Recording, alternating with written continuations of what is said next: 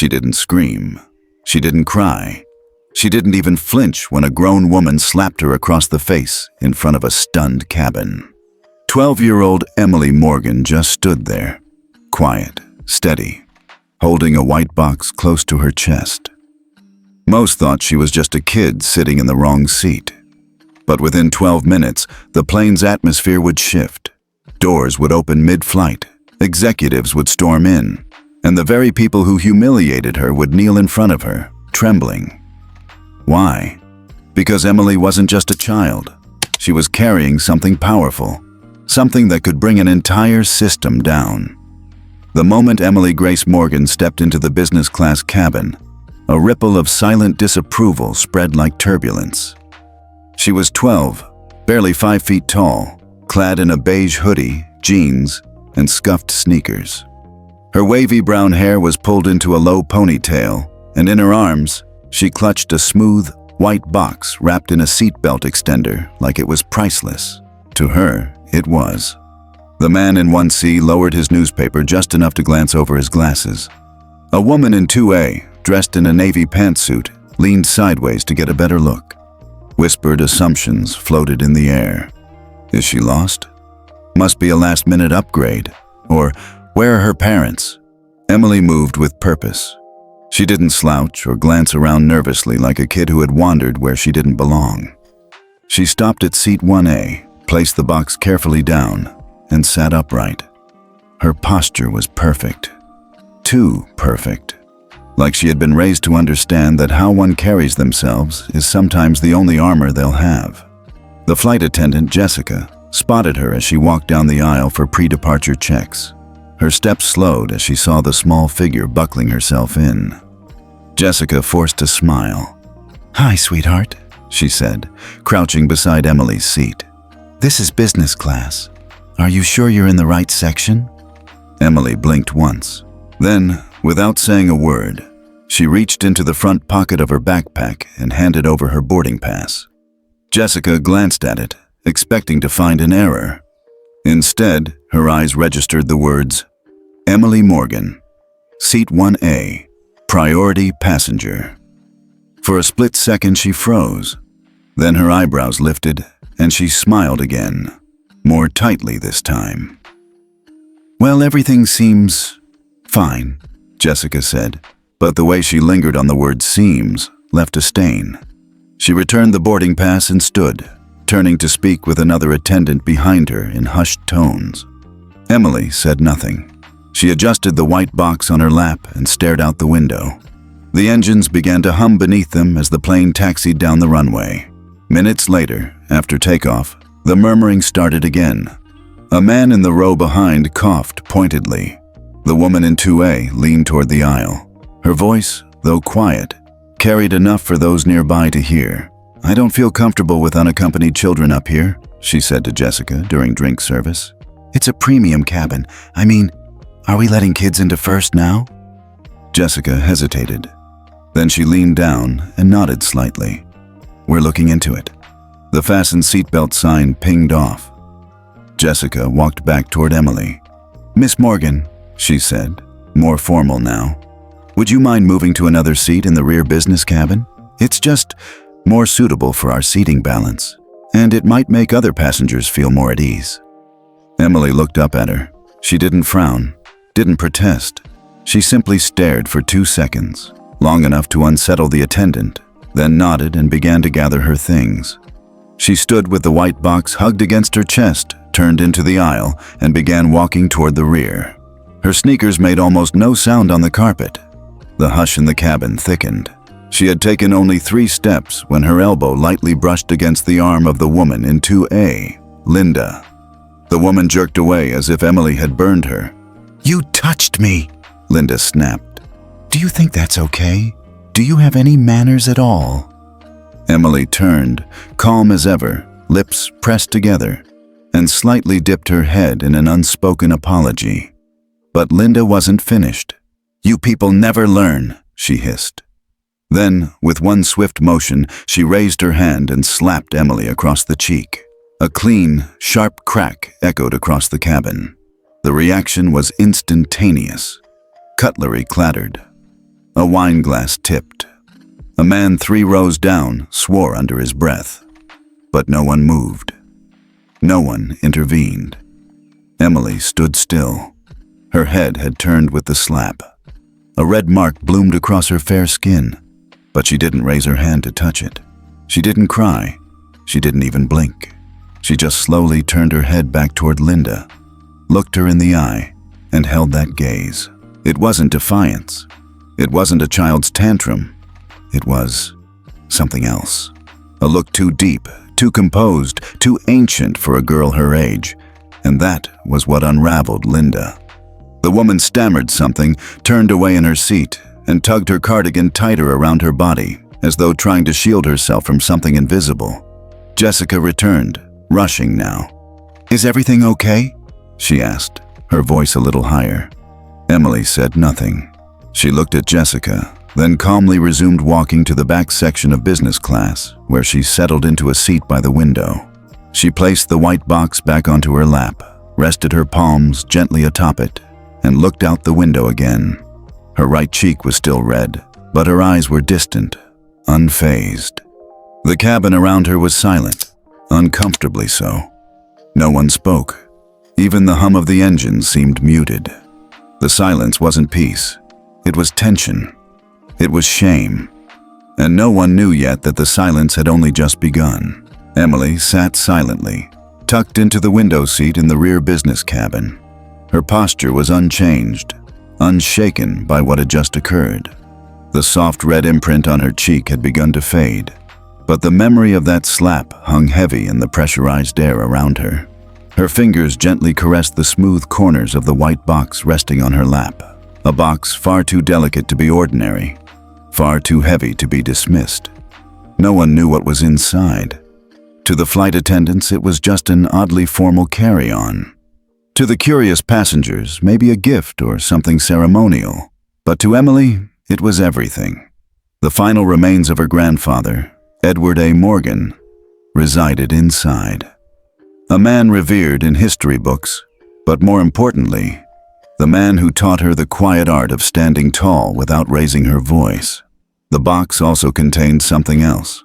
Folded with meticulous care and sealed in an ivory envelope was a letter, marked with the seal of the United States Supreme Court, not addressed to anyone by name. Just one word, printed in bold, neat handwriting across the front. Deliver. Emily's eyes were locked on the glass, watching clouds drift across the setting sun. The orange hue stretched across the wing, but her reflection in the window was still and pale, like porcelain. "Excuse me," a voice broke the silence. It was soft, hesitant. A young flight attendant, no older than her early 20s, stood in the aisle. Her name tag read Sarah. She had a tray in hand but wasn't offering anything. Instead, her eyes were glued to the box in Emily's lap. Is that real cedar wood?" she asked gently, pointing toward the container. Her voice carried the faint accent of the Midwest. Emily didn't speak at first. She looked up slowly, studying the girl's face. Something about Sarah seemed less performative than the others, less trained. "Yes," Emily answered quietly. Sarah nodded, still staring at the engraved brass plate on top of the box. Her lips parted slightly as she leaned in to read the tiny inscription etched beneath the lock. Her expression shifted instantly. The blood drained from her face, and her posture stiffened. The engraving was subtle, almost missed in the ambient light. Edward A. Morgan, 1935-2024, Justice in Silence. Sarah took a small step back, her voice nearly a whisper now. "Is that the Edward Morgan?" Emily didn't answer. She simply placed both hands flat on top of the box, as if shielding it from further attention. Sarah swallowed. "I'm sorry, I didn't realize. He was one of the justices who overturned..." She stopped herself. "I read about him in school. My professor called him the quiet hammer of justice." Emily gave the faintest nod. Her eyes returned to the window. Sarah didn't press. She just stood there a moment, unsure of whether to bow, apologize, or simply vanish. She chose the latter. retreating down the aisle in a daze. From her vantage point, Emily could feel it happening, not in the dramatic way movies portray, but in that slow, creeping ripple that spreads when truth begins to emerge in a place of judgment. The people who once questioned her presence now shifted in their seats. Their gazes flicked toward her, then away, like she had become a mirror too harsh to stare into. Emily reached into her hoodie pocket and pulled out a phone, not sleek or new, just a small device wrapped in a soft, hand-stitched cover, decorated with a single embroidered letter, M. She unlocked it without hesitation and scrolled through the short list of contacts. No names, just 3 numbers. One labeled Uncle J. She tapped it. No ringtone. The device was on silent. The screen pulsed as the call connected. A male voice answered immediately. "Yes, it's me," Emily said. Her voice was low but clear. There was a pause. Then, "Are you all right?" "Yes," she said, glancing at the people seated ahead of her. "But he wouldn't have wanted this." The voice on the other end was silent for a beat. "I understand," he said finally. "Do you need extraction?" Emily shook her head, even though he couldn't see it. "No, I'll complete the flight. Just make sure they know." "They already do," came the quiet reply. "And they're on the way." Emily didn't respond. She ended the call, locked the phone, and placed it back in her hoodie pocket.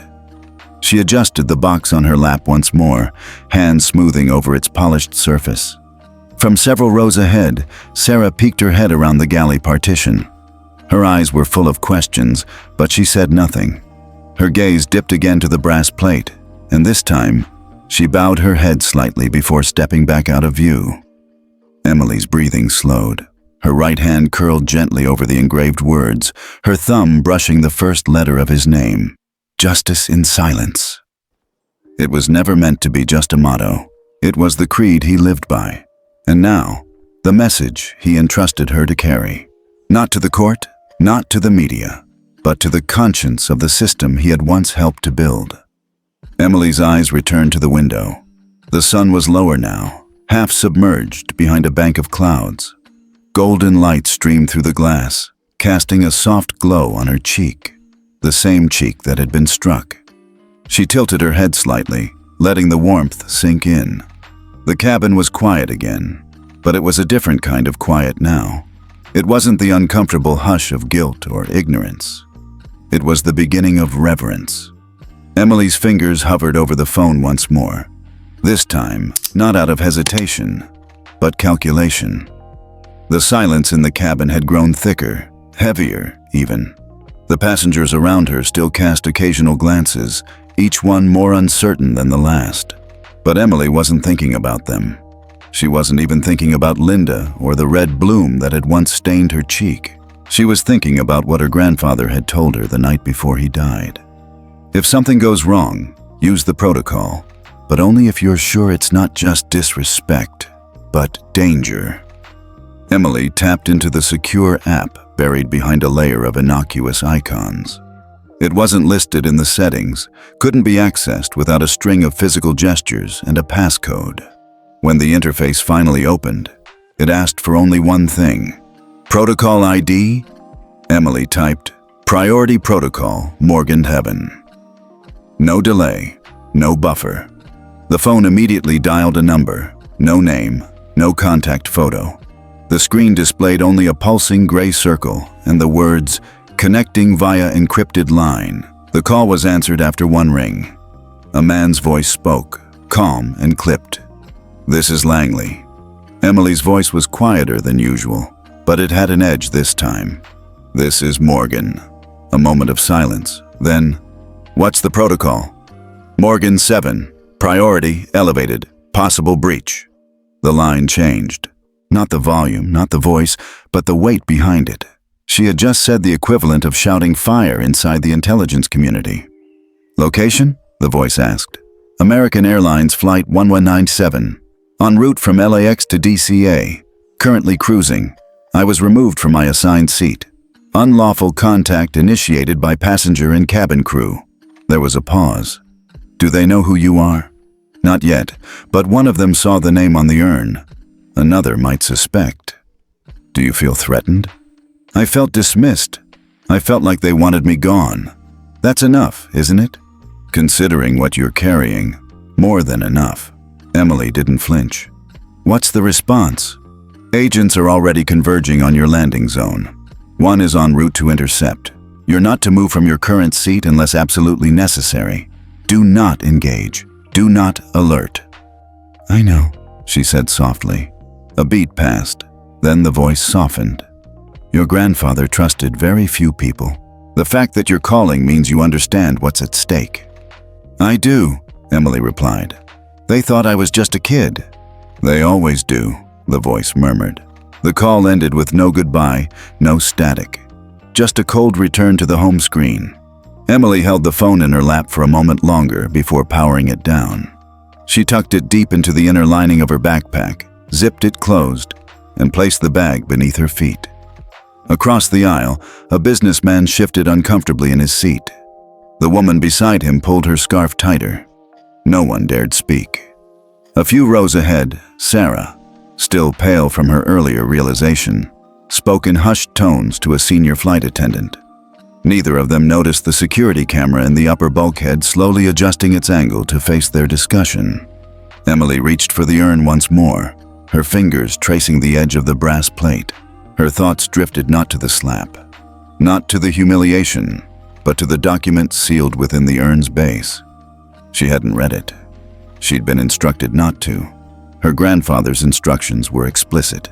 Deliver it, intact, unopened, to the individual awaiting her at the DC terminal. But she knew what it contained. She had overheard just enough during those final weeks in the hospital. Enough to understand that this wasn't just about legacy. It was leverage. Her grandfather had uncovered a corruption network that stretched into multiple federal agencies, including the FAA and the executive board of the very airline she was flying on. The document contained enough classified testimony, financial records, and whistleblower statements to ignite a congressional firestorm. And someone on board might have known that. It wouldn't take much. A single cabin crew member with a tip-off, a name mentioned during a background check. Someone who realized the child in 1A was more than just a child. And then came the suggestion to move her. The sudden slap. An excuse to isolate her, to separate her from her assigned seat, her registered location in the manifest, her priority-tagged box. That's what made this more than a misunderstanding. It made it a possible breach of national security. Emily looked toward the front of the cabin where Jessica had reappeared, lips taut, eyes darting toward her every few seconds. Behind her, Linda sat stone-faced, arms crossed, still simmering in her own misplaced righteousness. Emily turned her gaze back to the window. She could see the soft curve of the earth below now, painted in twilight hues. Somewhere far beneath, cars moved like flickering insects across highways, oblivious to the storm brewing 30,000 feet above. The intercom chimed. "Ladies and gentlemen," came the voice of the pilot. "We'll be making a brief altitude adjustment due to a minor systems check. Nothing to be concerned about." But Emily knew better. That wasn't a systems check. That was an altitude shift to prepare for a possible mid-air personnel transfer. The kind of maneuver used in only the most sensitive situations. They were coming. For her. Or rather, for what she carried. She adjusted her seatbelt, keeping one hand on the urn. The other rested calmly in her lap, steady as stone. The girl who was once considered out of place had just activated a protocol that could rattle an entire network of influence and power. And the next few hours would reveal who else knew the truth, and who might try to silence it before the plane touched the ground. It began with a subtle shift, barely perceptible, but unmistakable to someone like Emily. The engines rumbled slightly louder than before, their tone no longer as even. The seatbelt sign chimed back on, though there was no turbulence in sight. A faint buzz of radio chatter spilled from the cockpit door as it opened briefly to admit a uniformed flight officer, who whispered something into the pilot's ear and then slipped back out like a ghost. Emily's eyes never left the window, but she listened to everything. The cabin had transformed. The calm, curated ambiance of business class was gone, replaced by a thick undercurrent of nervous movement. Flight attendants moved with forced composure. Trays were cleared faster. Carts rolled with unnecessary speed, and smiles tightened like drawn bows. She felt it before she saw it. The storm was coming closer. Jessica, the cabin chief, reappeared, standing at the front of the cabin. Her eyes scanned the rows like a general surveying the field before battle. When she thought no one was watching, her gaze locked on Emily and stayed there longer than necessary. It wasn't curiosity anymore. It was calculation. Jessica leaned toward another attendant, whispered something sharp and short, then turned and pretended to check a storage compartment. But her eyes kept flicking back. Emily sat still, unmoved. Her left hand rested on the urn. Her right, under the blanket, tapped slow, silent rhythms on her thigh. 8 beats, then pause, then repeat. A coded pulse, learned from the man whose ashes now lay inside the box. Then, a shadow fell across her tray table. A man sat beside her. She hadn't noticed him bored. She was certain the seat next to hers had been empty when the plane took off. But now he was here, dressed like any other passenger. Gray sport coat, black jeans, reading glasses. A tablet rested on his lap, screen dark. He didn't speak at first, just nodded politely and pulled out a book titled Corporate Ethics in Aviation. His hands were large but careful, the kind of hands used to holding more than literature. His eyes, behind those glasses, scanned the room once every 20 seconds with mechanical precision. Emily didn't turn toward him, but she spoke. "You're late." The man smiled faintly, not looking at her. Traffic above Kansas was heavier than expected. "Langley sent you?" He turned a page. "No, Cabinet did. Langley only has partial jurisdiction over this situation now." Emily exhaled quietly, her eyes still fixed on the middle distance. "Does Jessica know?" The man didn't nod. He didn't blink. But Emily caught the twitch of his left pinky, a subtle affirmative. His finger tapped once against the tablet screen and then stilled. "She's trying to isolate you," he said. "Nothing official yet. But there's chatter."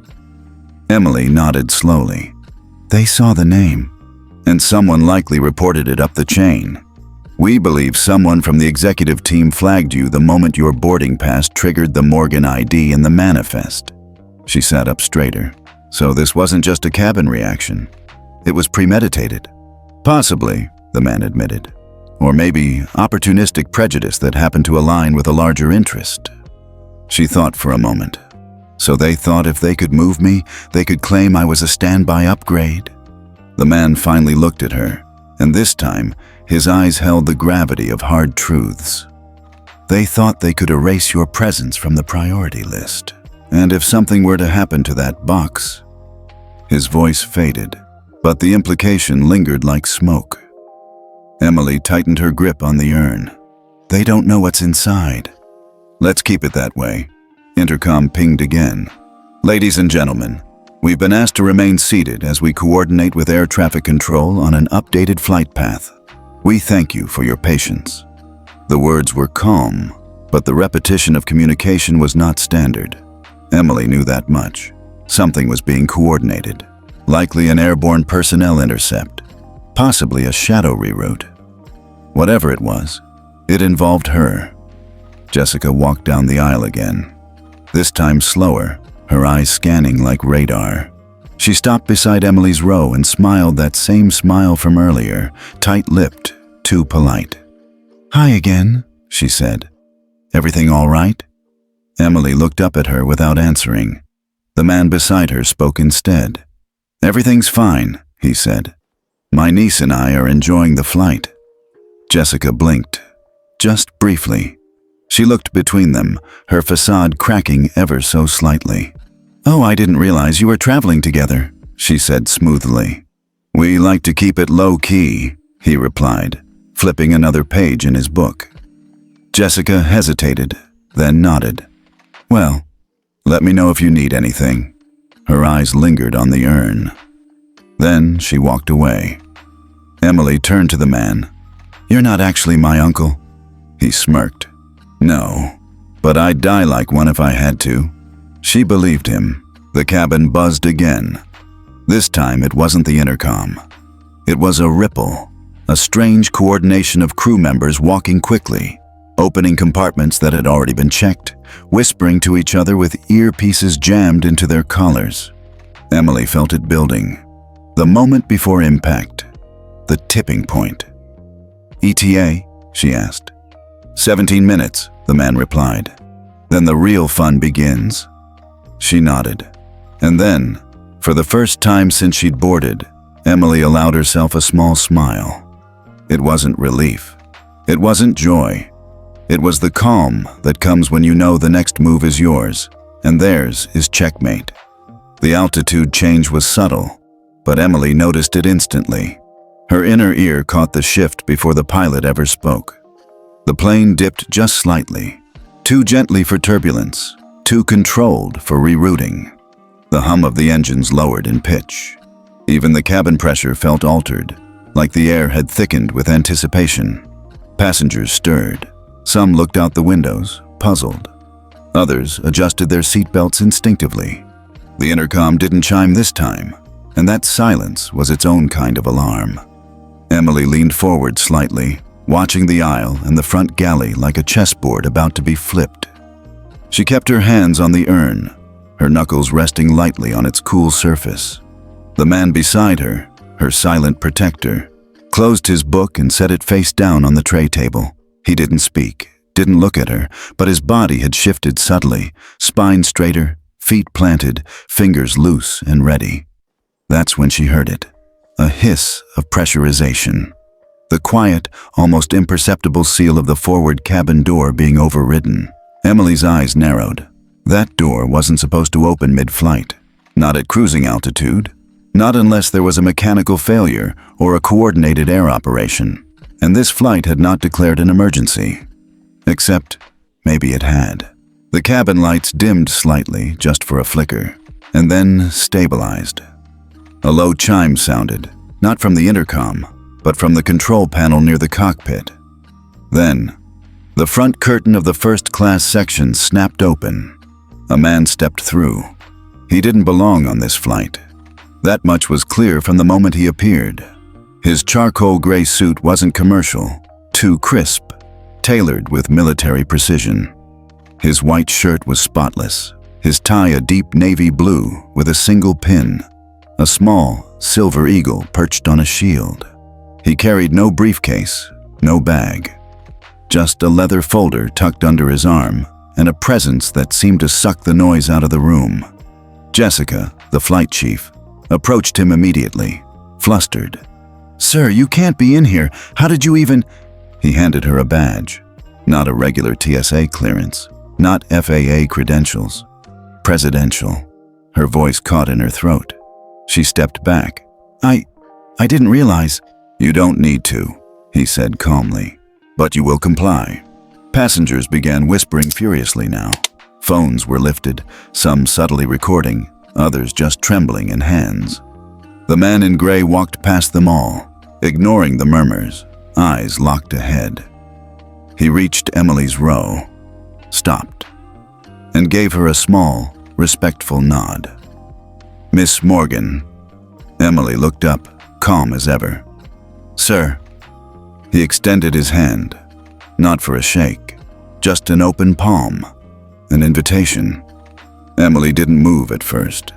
She studied him, reading his posture, his breath, the way he angled his shoulder to block the view of a nearby camera.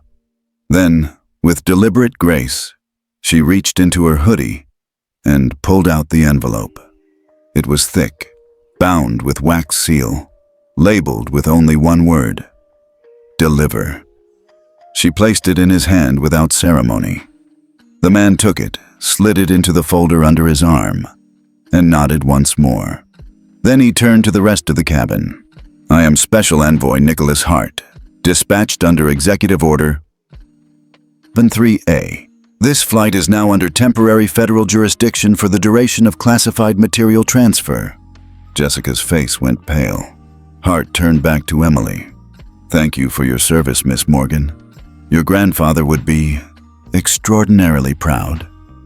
Emily nodded slightly. "He believed in quiet hands, strong ones." Hart smiled faintly. "As do I." Then he turned and walked back up the aisle. The front curtain closed behind him. The hum of the engines resumed their usual pitch, and slowly, the plane began climbing back to its cruising altitude. It was over in 3 minutes. But for the people in that cabin, the silence afterward was deafening. Jessica staggered back to the galley, visibly shaken. One of her attendants tried to ask a question, but she raised her hand to silence them. Emily sat back in her seat, the urn still in her lap. She didn't look triumphant. She didn't smirk. Her face was unreadable. Beside her, the man who had claimed to be her uncle smiled now, just a little. "You didn't even blink," he said quietly. "I didn't need to," she replied. "Do you know what was in that envelope?" Emily turned her head slightly, her gaze distant. Evidence, witness statements, testimonies, financial trails, all tying together corruption between aviation regulators, airline execs, and private lobbying groups, and a list of names. He whistled softly. "Big enough to bring down a few careers." "Big enough to bring down a system," Emily corrected. The man nodded slowly. "They sent a presidential envoy for it." "No," Emily said, her voice firmer now. "They sent him to make sure no one buried it again." A pause. "Because last time, they tried." The man stiffened slightly. "You mean, my grandfather was threatened 3 weeks before he died," she said. "He didn't tell anyone except me. Said if anything happened, I was the backup." The man looked at her now, really looked. 12 years old, and you're walking a line most adults wouldn't dare." "I'm not walking it," she said. "I'm guarding it." And with that, she leaned her head back against the seat, closed her eyes, and breathed in the recycled air of the cabin. The plane was still flying east, toward D.C., but the real flight had just begun. The cabin hadn't yet recovered from the sight of a presidential envoy boarding mid-flight when the second wave of shock arrived. The intercom chimed again, but this time, it wasn't the familiar voice of the pilot or a flight attendant. This voice was male, firm, and unmistakably external. "This is Commander Davis of the Federal Aviation Administration, in coordination with Homeland Security and the Office of Executive Affairs. All cabin crew are to immediately pause operations and report to the forward galley." There was a beat of silence, then movement. Flight attendants froze mid-task. Trays were left abandoned.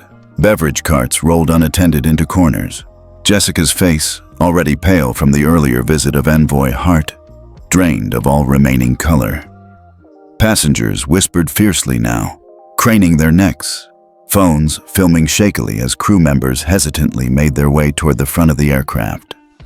Jessica reached for the intercom handset, but before she could speak, a second voice came through. Sharper, colder. "Do not touch the communication panel again. Final warning." She dropped the handset like it had burned her. Emily watched all of this from her seat in the rear business cabin, expressionless. Her hand rested on the urn in her lap, her fingers calm, as if steadying not the container, but the entire room. The man beside her, still reading corporate ethics in aviation, closed the book at last and spoke softly. "Any second now." As if on cue, The curtain separating business class from first was swept open again. Envoy Nicholas Hart stepped through, flanked by 2 air marshals in dark suits with lapel pins shaped like eagles clutching lightning bolts. He didn't speak until he reached the center of the cabin. "Ladies and gentlemen," Hart said clearly, his voice carrying without force. "This aircraft has been temporarily placed under executive jurisdiction due to an ongoing investigation into aviation misconduct." A collective gasp swept through the rows. One of the marshals stepped forward and pulled out a sleek tablet, tapping quickly. "In accordance with FAA Directive 44C, Section 17, he read, "we are invoking immediate accountability protocol. This allows for public acknowledgement of critical violations while in transit." Jessica raised a trembling hand. "Sir, we didn't. This is all a misunderstanding," the girl. "The girl," Hart said, turning slowly toward her, "is Emily Grace Morgan, legal custodian of federal evidence under presidential seal. The seat she occupied was not only purchased legitimately, but designated under the Morgan Clause as priority secure transport. You removed her. You endangered the evidence. You allowed physical assault by a civilian passenger under your supervision." Jessica stumbled back, lips moving but no sound emerging. Hart's expression didn't change. "You will kneel," he said, as simply as if asking her to hand over a pen. "What?" she choked. "You will kneel," he repeated, louder this time, "as a formal act of acknowledgement, on record, to the child you publicly humiliated, discredited, and endangered." Jessica looked around wildly. Her colleagues stared at her, frozen in place. One of them, a tall blonde man, swallowed hard, stepped forward, and lowered himself to his knees without a word. Another followed, then a third. One by one, the flight attendants of Flight 197 knelt in the narrow aisle, their heads bowed, their trembling hand resting on their thighs. Jessica remained standing. "I didn't mean harm," she said. "It was just a protocol issue. I didn't know who she was." Hart nodded. "And when you didn't know, you assumed she was nothing." Then he turned to Linda. The woman was seated, arms crossed, lips drawn into a bitter line. But even she couldn't maintain composure as one of the air marshals stepped beside her. "You assaulted a federal courier," he said. "That's absurd," Linda snapped. "She bumped me. She was rude. I was defending myself. You struck a priority passenger. You did so in a public setting, and you showed no remorse, even after her identity was revealed." The air marshal reached into his coat and pulled out a slim pair of restraints. "You are being detained under Article 8 of the Air Safety Act. You will be escorted upon landing to federal custody." "You're making a mistake," Linda shouted as the marshal fastened the cuffs around her wrists. "She's just a kid. You're all being manipulated." But no one moved to help her. No one protested. She was walked down the aisle. Ironically, the very same aisle she had tried to claim as her own social territory only an hour ago. Emily didn't watch her. Her eyes were fixed ahead, steady as always. Hart turned back to the kneeling crew. "Lift your heads," he commanded. They did, slowly, shamefully. "Look at her," he said. One by one, they turned their eyes to Emily. "This is what justice looks like," Hart said. "Not rage, not punishment, but acknowledgement, humility, the willingness to face what you did, even if it wasn't your intent."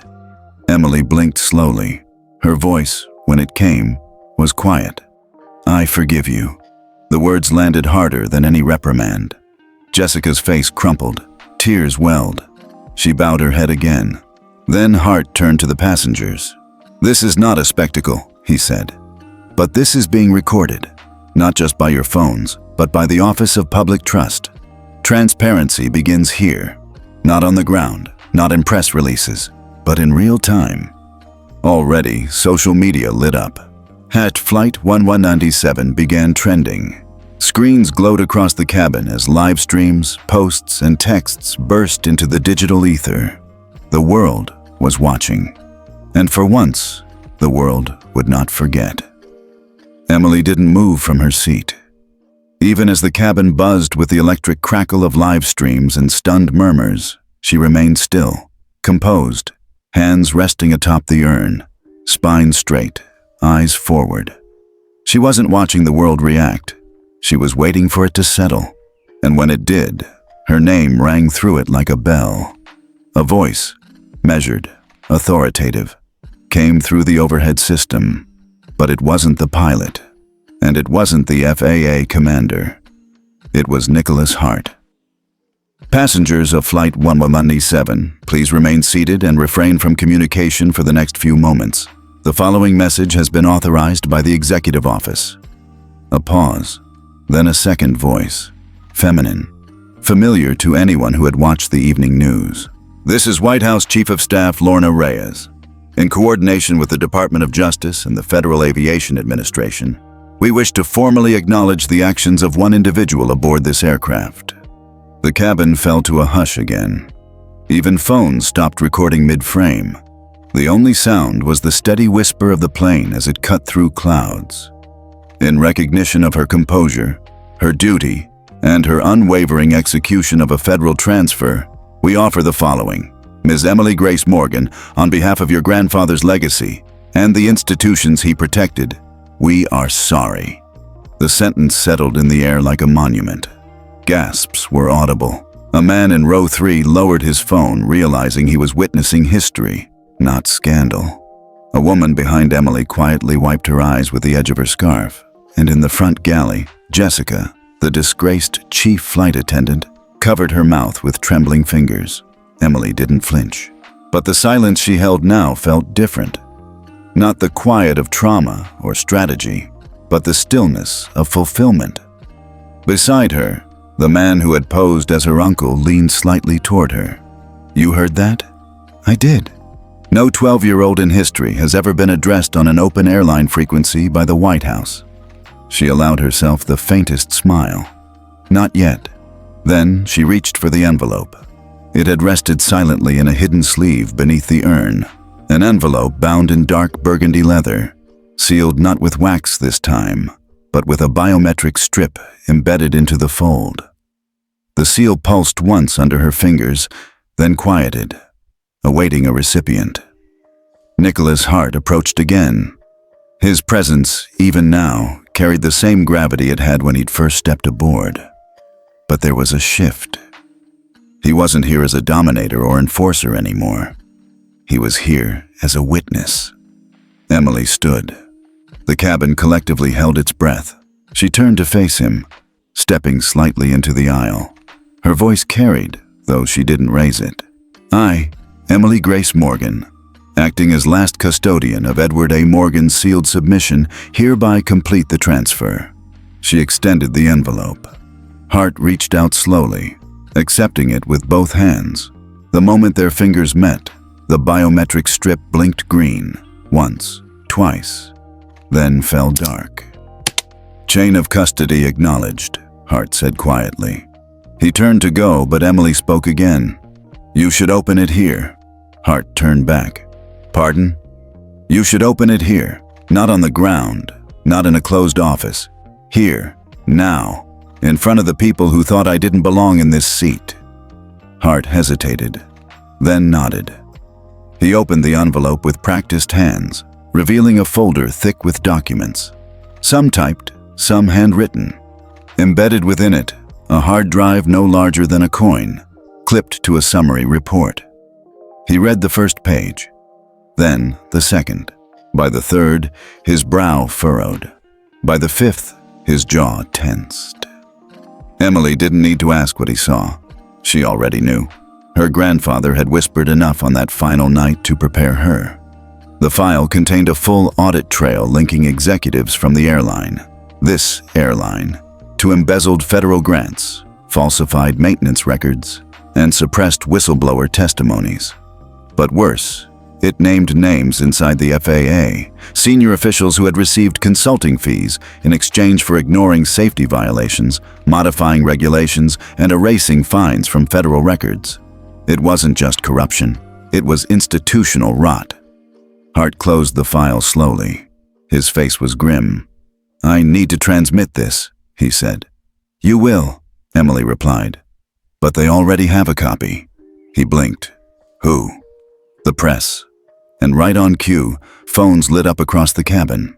Notifications burst onto screens. CNN, BBC, Reuters. Breaking news headlines flooded the airwaves.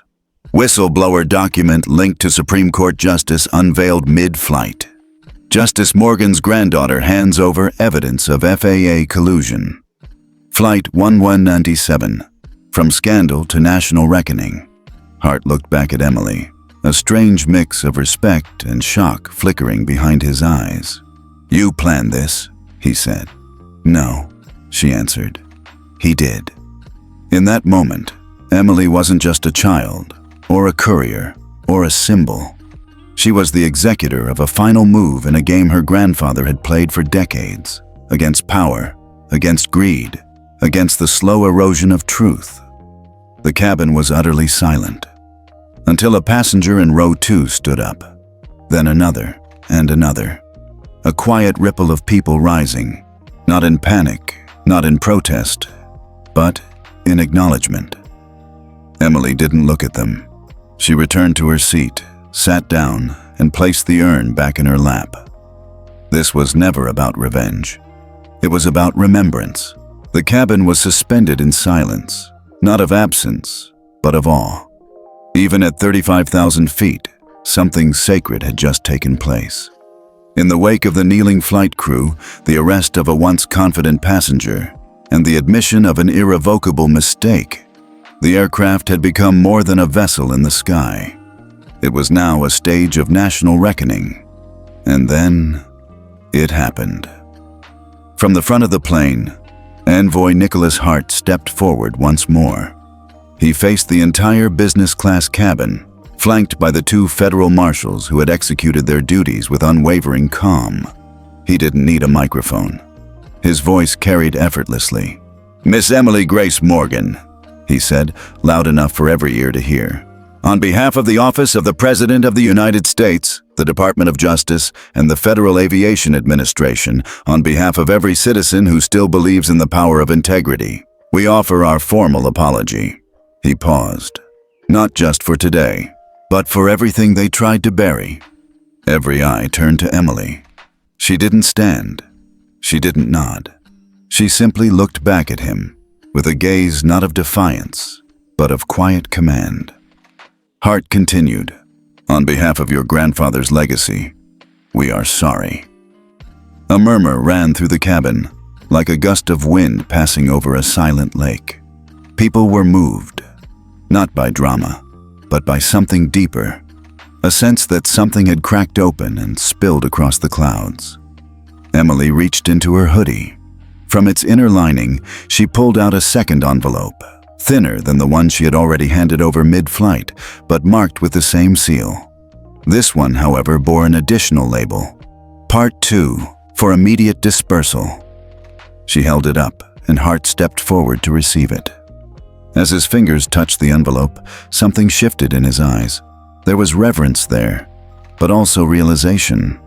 Whatever was in this one, it was not meant to wait. He turned back toward the cockpit and gave a subtle nod. A nearby marshal tapped his earpiece.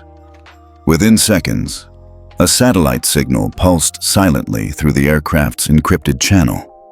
Hart opened the envelope right there, carefully breaking the wax and unfolding the documents within. There were only 6 pages, but 6 pages that would detonate a storm across an entire industry. He began reading, his brow furrowed, then tightened.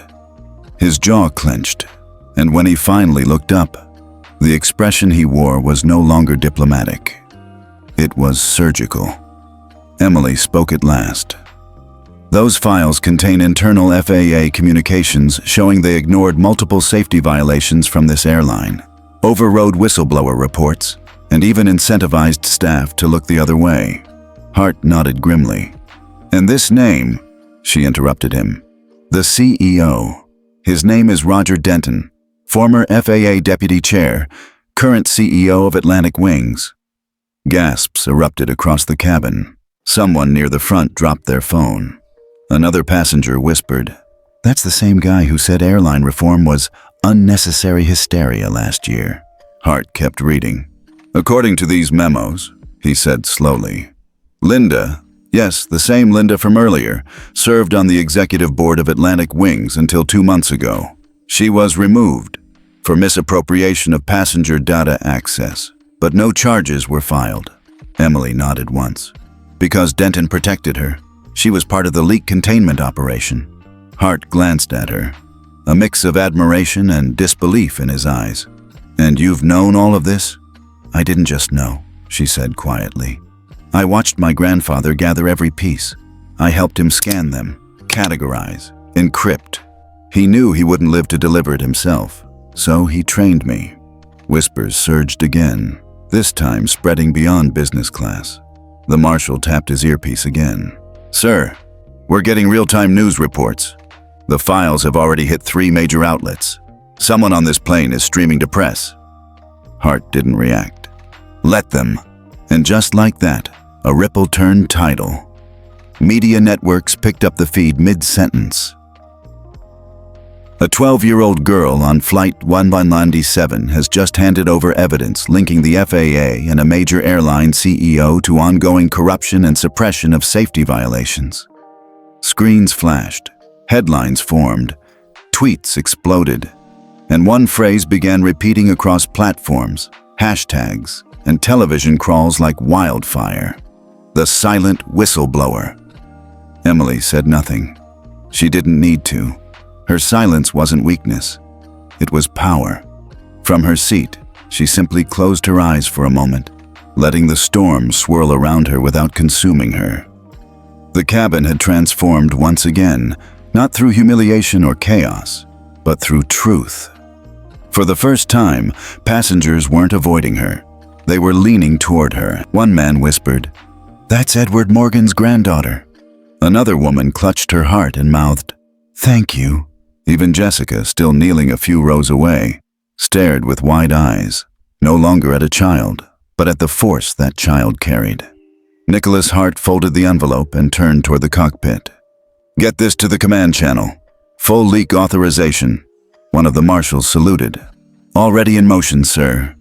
As the aircraft continued toward Washington, D.C., flying high above the eastern states, the girl once mistaken for a misplaced passenger had become a name echoing across a nation.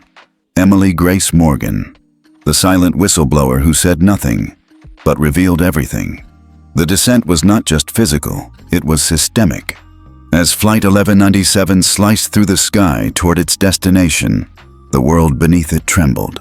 Within hours of the leak, media outlets began reporting not just on the documents themselves, but on the sprawling network of corruption they exposed.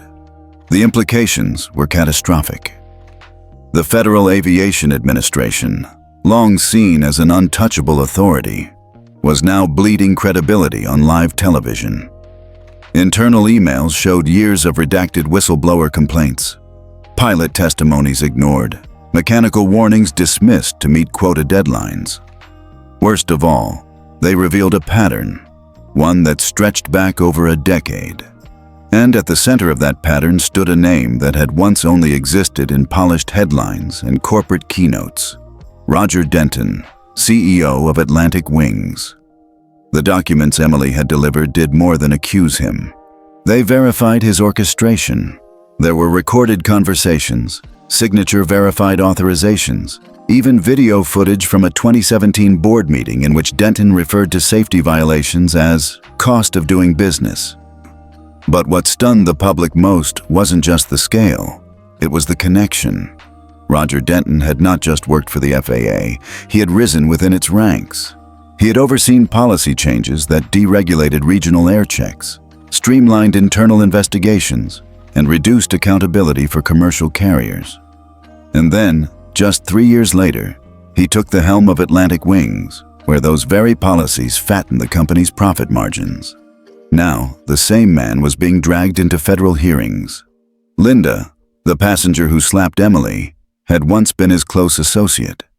Their emails, now public, revealed a chilling tone of casual elitism, mocking employees, dismissing customer complaints, and laughing about how easy it is to buy silence. Her arrest on Flight 1197 had become more than poetic justice. It had become symbolic. The fall from power wasn't gentle. Denton issued a brief statement through his attorney the next morning, flatly denying the accusations and calling the documents a juvenile stunt orchestrated by a grieving family member. But his voice was drowned out, because Emily's had never tried to compete with it. That was the brilliance. She hadn't screamed. She hadn't fought.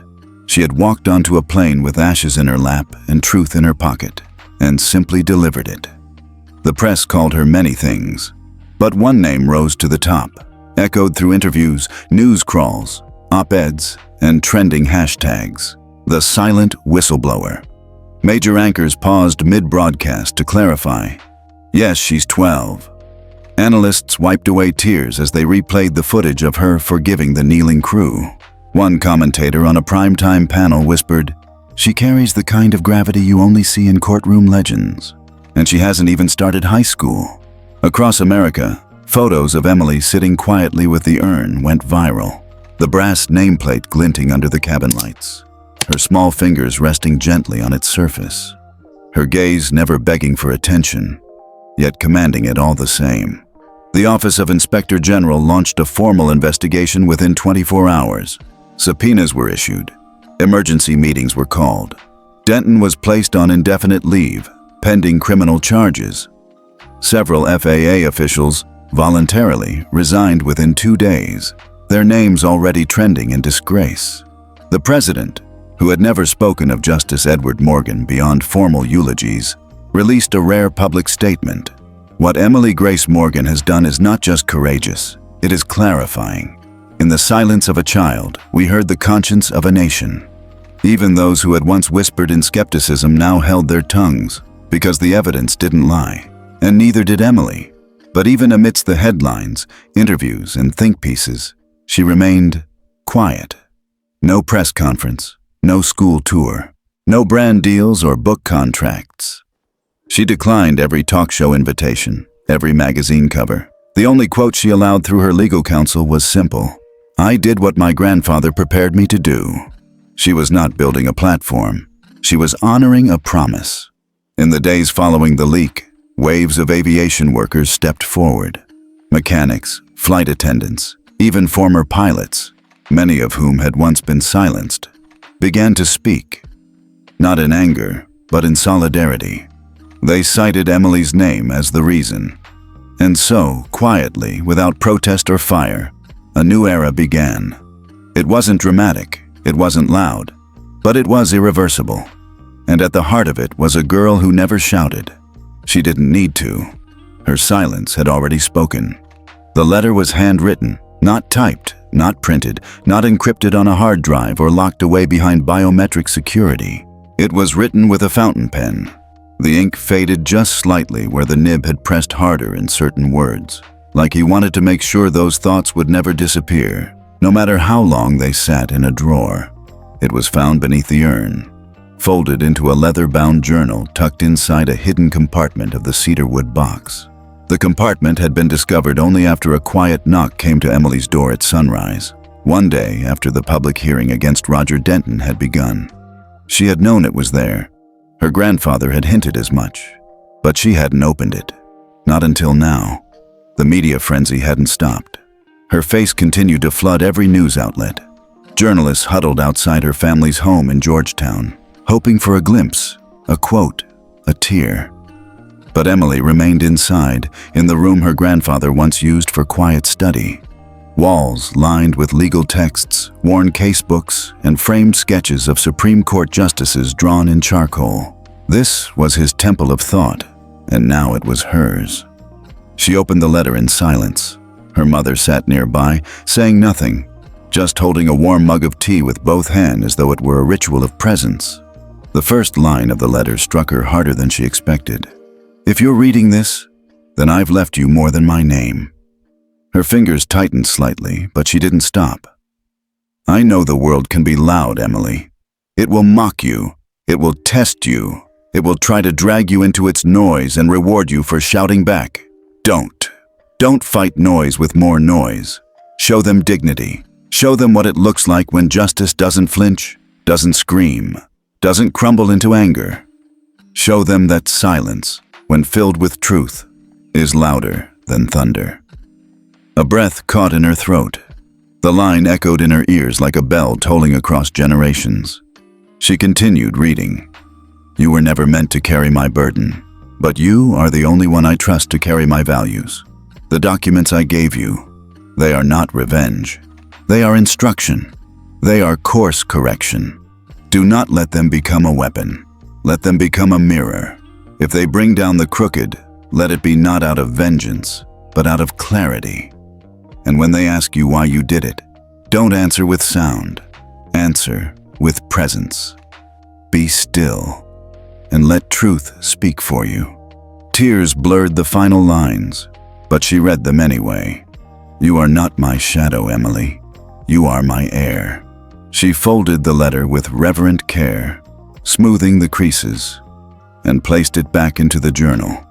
Her hand, though small, moved with the same steadiness that had once turned pages of law with practiced grace. The room was silent, but it wasn't empty. Her mother finally spoke, voice barely above a whisper. "He wrote that 2 months before the diagnosis." Emily nodded.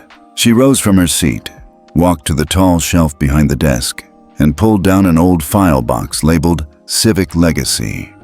Inside were documents that hadn't been touched in years, mostly lecture notes, ethics presentations, essays on moral jurisprudence. She removed a manila folder labeled Personal Codex. Within it, on the first page, was a quote written in large cursive ink. "Justice isn't loud, it's inevitable." That evening, Emily made a decision. For the first time since the flight, she would speak publicly, not on a network, not through a journalist, but in a live stream broadcast hosted by the Public Ethics Council. No stage, no script. Just her, seated at her grandfather's desk, with the urn to her left and the letter beside it. Millions tuned in. The stream began with a single frame.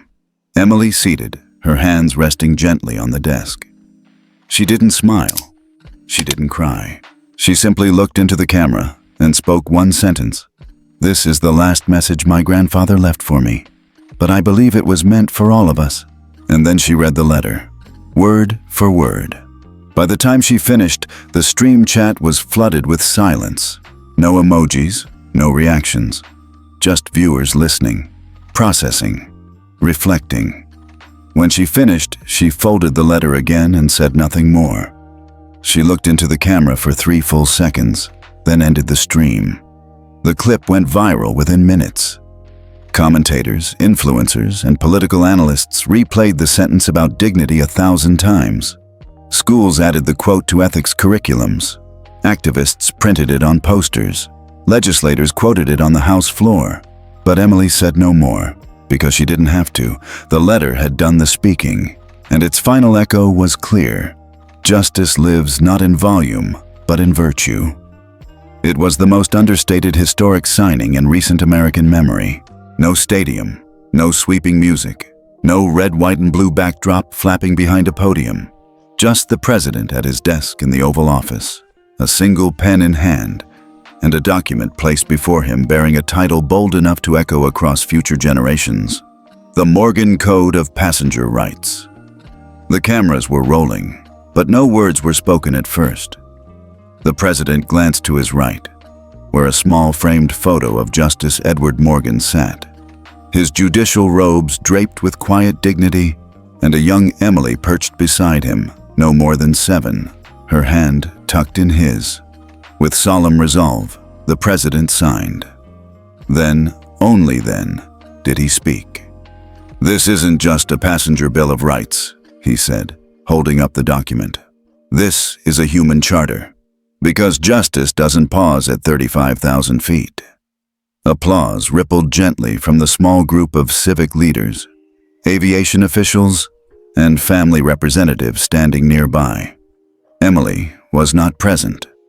By her request, she had declined the invitation with characteristic grace, sending only a note. "My grandfather taught me that real change doesn't need an audience. It needs permanence." The new legislation, drafted with input from multiple oversight groups and whistleblower testimonies, established a sweeping set of passenger protections. It included mandatory transparency on seating policies, penalty bans for racial or class-based reassignment, and an independent ombudsman system for every commercial airline to handle grievances with external oversight.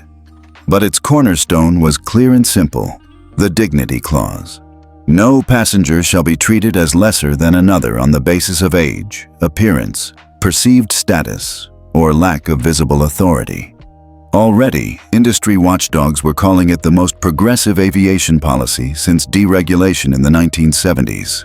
But what made it remarkable wasn't just its contents, it was its name. Never before had such a law been titled after a private citizen, let alone a minor. Yet now, across screens and newspapers and legal briefs, It was being referred to universally as the Morgan Code. In tandem with the signing, swift changes followed. Roger Denton, long considered untouchable within both government and private sectors, resigned in disgrace from Atlantic Wings. His resignation letter, delivered through legal channels, attempted to frame his exit as an act of stepping aside for the sake of unity.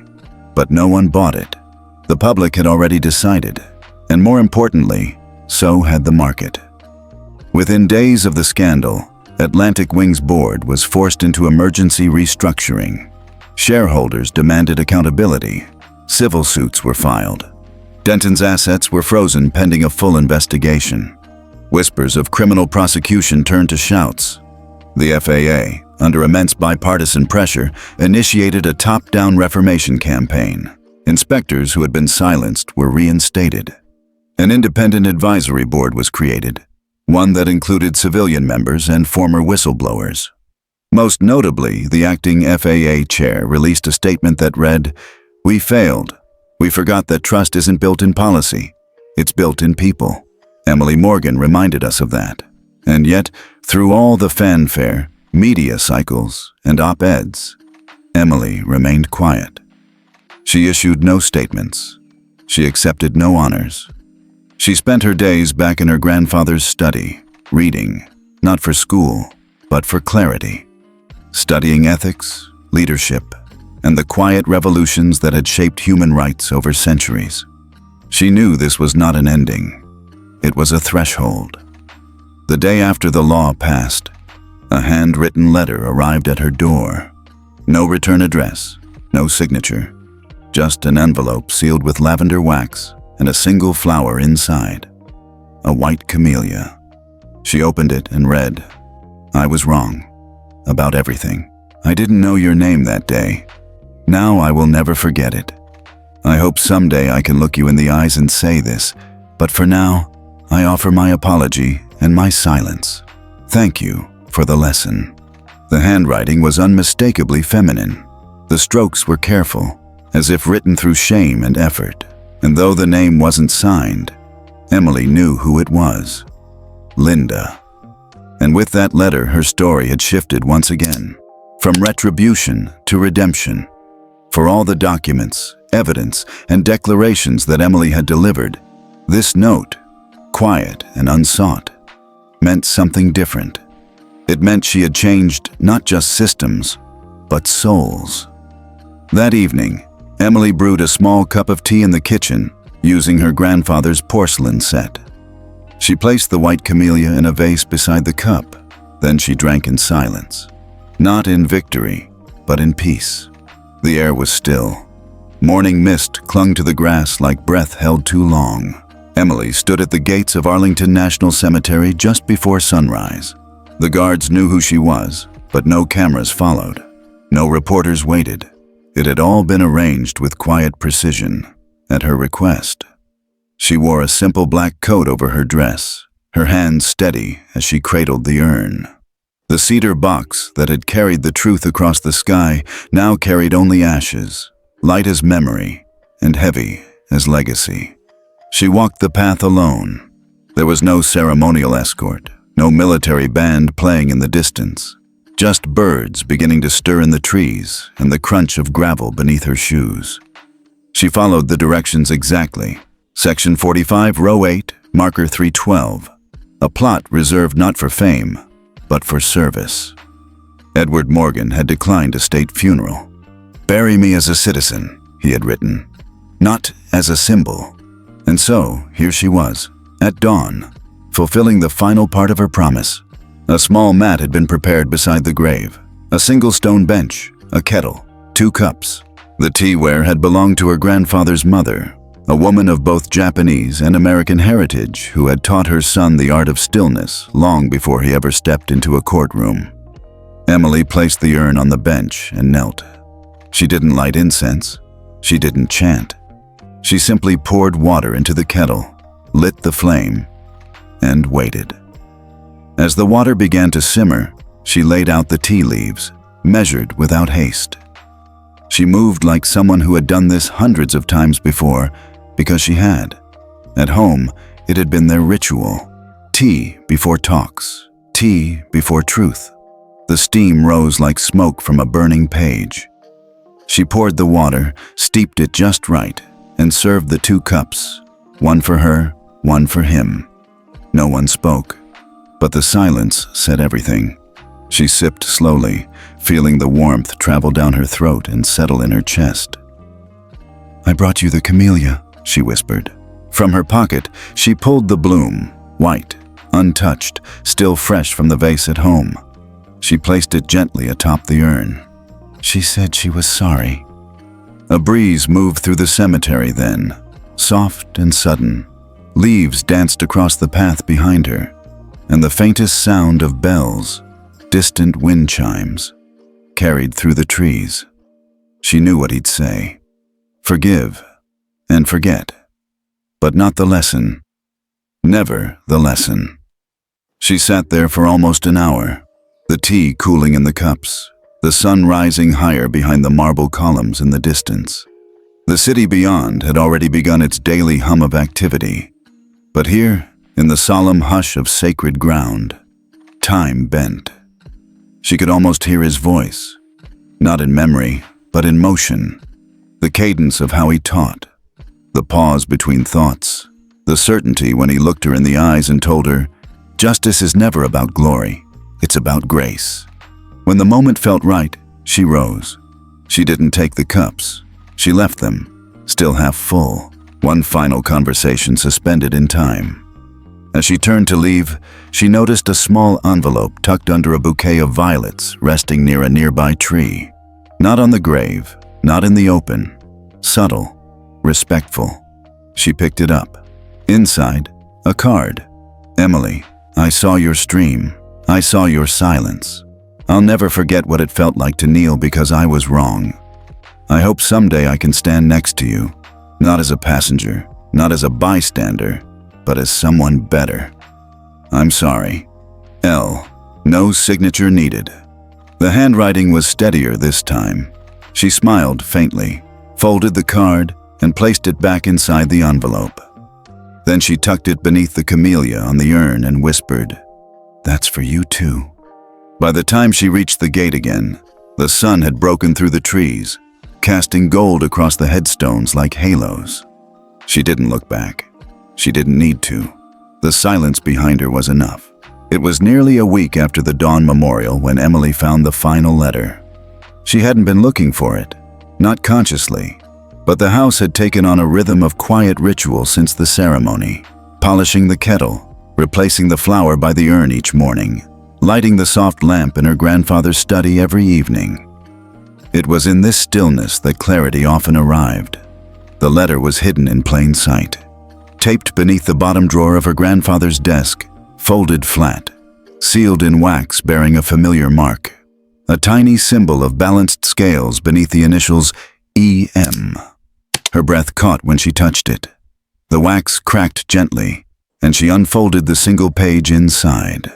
Unlike his other letters, rich with paragraphs, footnotes, and careful logic, this one was shockingly sparse.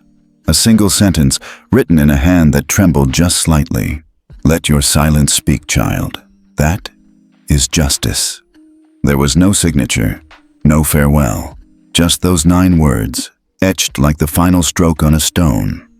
She read it once, twice.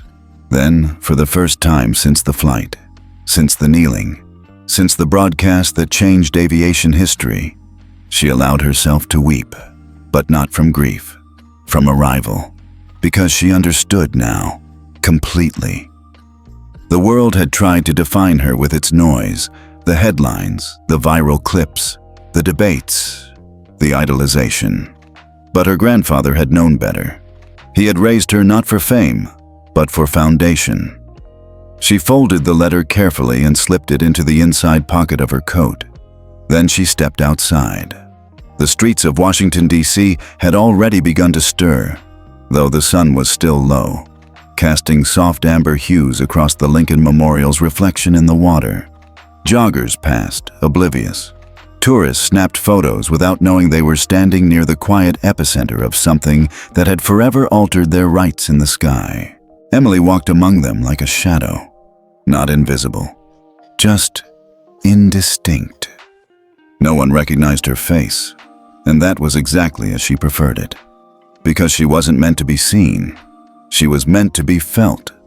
In policy, in protocol, in the quiet shift of how passengers were treated, how truth was received, how dignity was restored. The girl who didn't shout, the child who didn't raise her voice, and yet somehow the loudest voice in the room. She paused at the edge of the reflecting pool and looked out at the morning city. The White House stood in the distance, obscured by trees, but its silhouette no longer seemed intimidating. She knew what power looked like now. It looked like a cedar box on her lap, a letter written in love, a nation leaning in, not to be dazzled, but to be reminded. She breathed in the cool air and smiled, not for the cameras, not for the applause, for herself and for him. Behind her, a mother explained to her child, "That's where the president signed the new bill." The child asked, "Why did they name it after someone?" The mother replied, "Because of a girl who stayed quiet when she didn't have to." Emily kept walking. She passed statues, monuments, journalists preparing for yet another live broadcast. They didn't turn, they didn't see her, but they all carried her in some way now. Her silence had already spoken, and it would keep speaking. Every time a passenger was treated with dignity, every time a whistleblower wasn't ignored, every time someone remembered that strength didn't have to be loud. By the time she reached the Capitol steps, the sun had fully risen. She didn't climb them. She just stood at their base for a moment, hands in her pockets, letter folded next to her heart. Then she turned and walked away, and though no one asked her name, everyone knew what she had done.